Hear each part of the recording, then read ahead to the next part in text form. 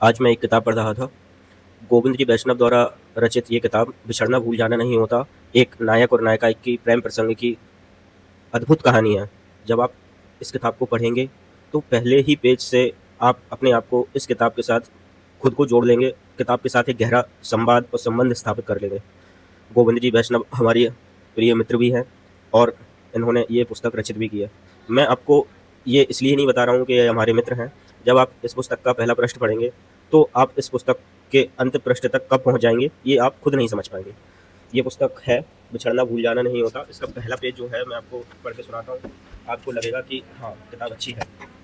इसमें पहली जो लाइन की शुरुआत होती है, ये देखो, एक दो लाइनें हैं, उससे होती है कि यदि कोई आपके प्रति प्रेम में व्याकुल हो, भले ही आप उसे प्रेम ना दे सकें, सम्मान जरूर दीजिए और उसे कम से कम कष्ट मत दीजिए। इस लाइन से इसकी शुरुआत होती है। ये एक प्रेम प्रसंग पर आधारित बुक है। जैसे आपने गुनाहों का देवता पढ़ी होगी, उसी तरह की कुछ ये बुक है। पीछे इसमें कुछ लाइनें दी गई हैं, आपको पढ़ के सुनाता हूँ।